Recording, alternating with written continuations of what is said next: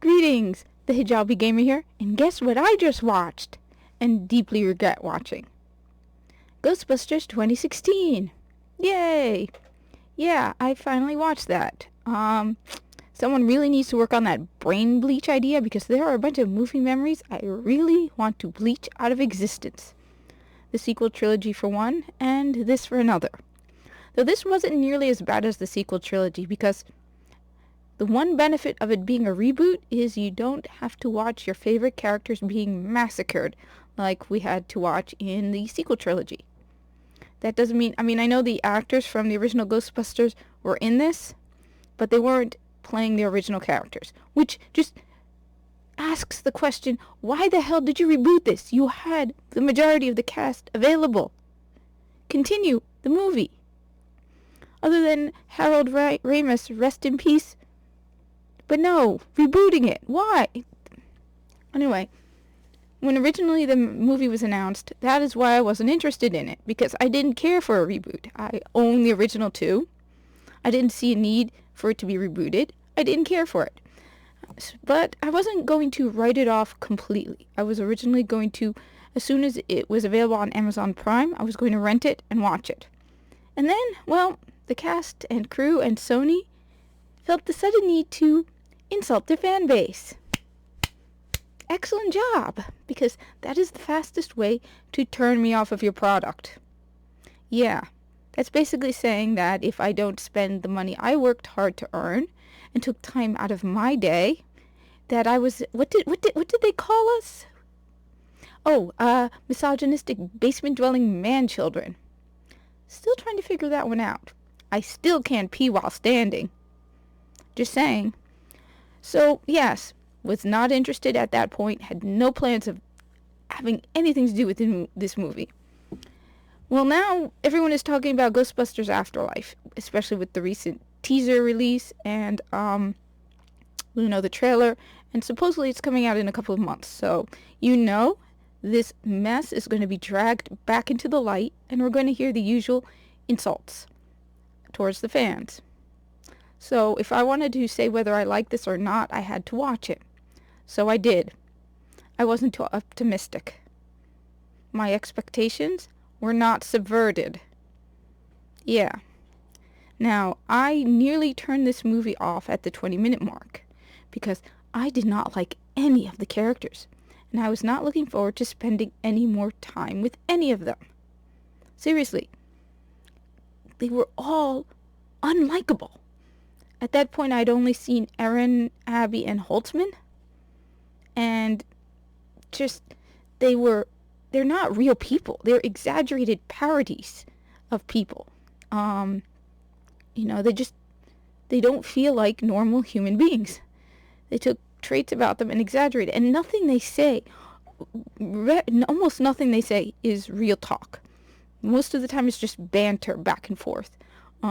I think at some point someone had commented, or it had been released, that Paul Feig basically had taken a camera and gone, "All right, girls, be funny. Yeah." And they just kept improvising whatever they were saying. That there probably wasn't even a real script, just a bunch of scene 1, girls in whatever, scene 2, and they just made it up as they went, because it's just non-stop banter. And yeah, banter is good every now and then, but this is just concentrated banter. And they are such parodies of people that you can't take it seriously. Whereas the original Ghostbusters, you could take them seriously. These characters you can't, and they are unlikable to watch. I really didn't like them. Now so then there was Patty. Now now I've heard people say she's a stereotype, but she actually had one advantage over the other 3 characters. She was a little bit more grounded at points. There were things she said that I could hear an actual human being say, whereas the other 3 were just ridiculously over the top. She made comments about her job. She made comments about, like, when they painted the car. She didn't go, "Oh my God, you painted ghosts all over it." No. So she was more likable. Not saying I liked her per se, but she did sound a little more human. Now, as for Kevin, I've heard people say that he's the only good part in the entire movie. what the hell are you talking about? He is so dumb.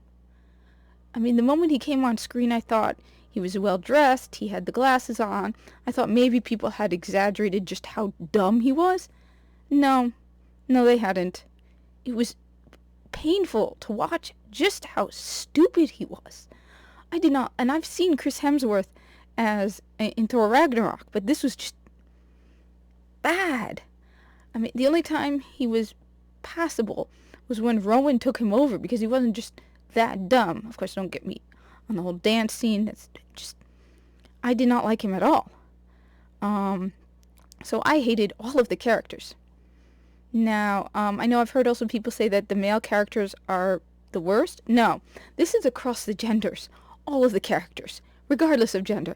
Every single character in this movie was an unpleasant to watch. Period. Everyone. Now, I'm not going to go into detail in my review of this because honestly, there's no point. The entire movie, the overarching key elements about it are so bad that the details don't matter. I mean, even the good is lost in the overarching badness of the movie. There are some creative ideas in this movie, but I can't see them because of what is this movie supposed to be? It's not a Ghostbusters movie. Ghostbusters wasn't a flat-out comedy. I mean, there were humorous moments, but it wasn't like they're standing around saying jokes or bantering nonstop. It was like these four guys who have this job that, what if they were Ghostbusters? And honestly, if ghosts existed, I could see them existing in our real world the way they are. New Ghostbusters movie, no. These characters are just over the top ridiculous. The story is just bad.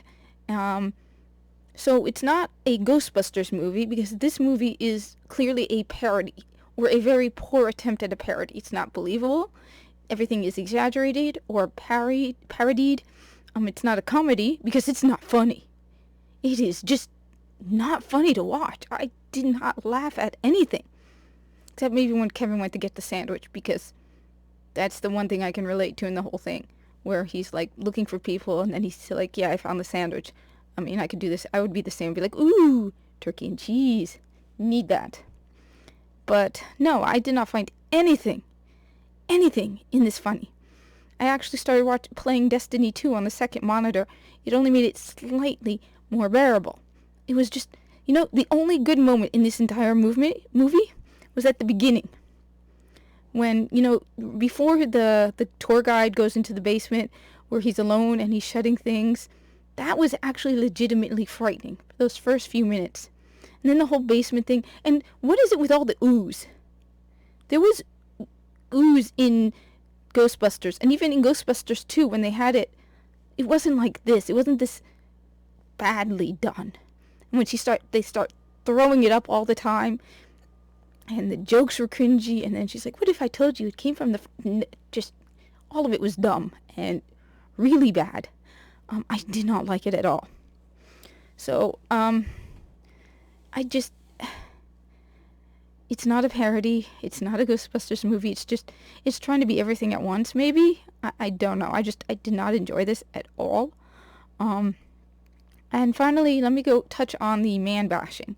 Because while I did say every character in this movie was god-awful, I did notice the man bashing.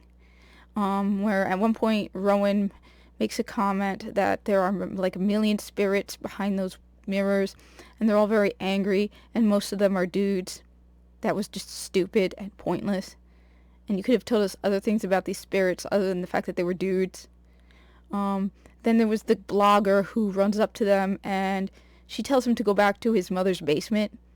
No one, even if he did live in his mother's basement, no one would say, well, I'm going there, but first.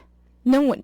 They would lie, or they would just jump over that. So the only reason he answered that he was going to his mother's basement was because they wanted a basement-dwelling man-child, because, all the fans they were trying to insult. Enough with the man-bashing, okay? Enough. It's not fun to watch. And I'm a woman saying this. Look, we had a lot of really strong female characters in the 80s, in the 70s, in the 90s, and we didn't need to belittle men to elevate women. And this just, to me, listening to those lines, I mean, Rowan as well gives the appearance of he's in a basement. So he gives the appearance of a basement-dwelling man-child as well. And to me, those things were sort of like bashing on the fans. I don't know if they added them or not. This is the extended cut. But it felt like it was just mocking the fans, saying, yeah, only the dumb people in this movie are like you, and that's you. I was offended by it. And I'm not a man. So I'm tired of this.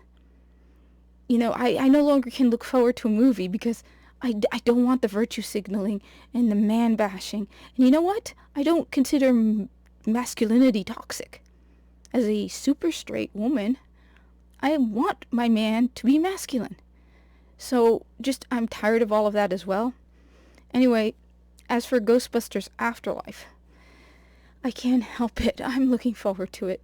I have no confidence in Hollywood, but at the same time, I desperately feel this need to hope that Jason Reitman, maybe he spoke with his father. I mean, look, I cannot deny it, but those Stay Puft Mushrooms, they're cute, and I'm going to buy all their merch, and I can't wait, because look, I like small, fluffy things like that. I can't help it. So I'm hoping it turns out to be good. It's going to be the first movie I will see in theaters since Star Wars Rogue One or Star Trek Beyond. Whichever was the last one released. I can't remember. I'm hoping it turns out to be a good movie. Please, Sony, no more virtue signaling, no more wokeness, no more none of that. Just give us a good story. Anyway, those are my thoughts on the Ghostbusters 2016 movie. Next week, I will be looking at Solo, a Star Wars story. Please tell me it's better than this. I need something good. Thank you for watching. Like, comment, subscribe, and now that I finish this, I'll see you in the tower.